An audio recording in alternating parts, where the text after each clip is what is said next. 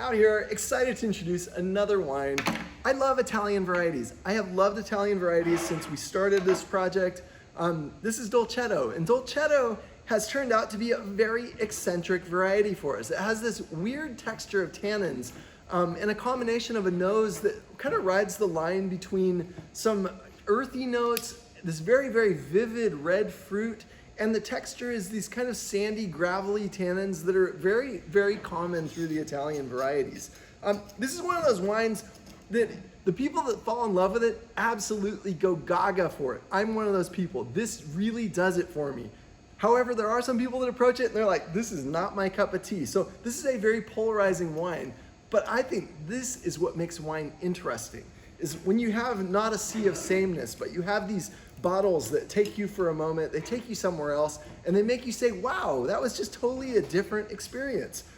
The beauty of being able to taste this, and this is one of the featured wines we have out here in Lockford right now, is that you can come out and you can sit with this wine. So different than walking up to a bar in a tasting room, quaffing down your little sample of the bottle, and then moving on to the next taste. This is where you can sit down, you can appreciate our barrel room, you can look out over the vineyard, and you have the time to allow that wine to develop in the glass, and that is so gorgeous on the nose.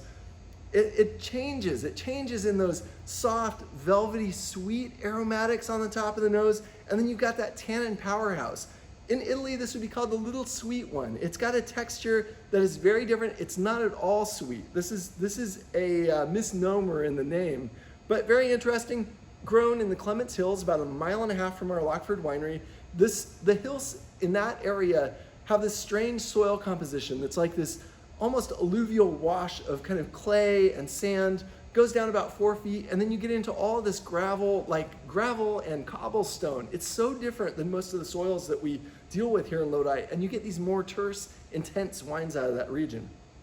We gave this about 18 months of barrel age, and on top of that, it's been sitting in the bottle waiting for you guys for about a year now. So this is a beautifully aged out wine. Very nice, deep texture to it, really, really gorgeous. I could smell this all day. It warrants sitting down with a piece of beautiful cheese or some prosciutto, friends, oh my God, or a meal. On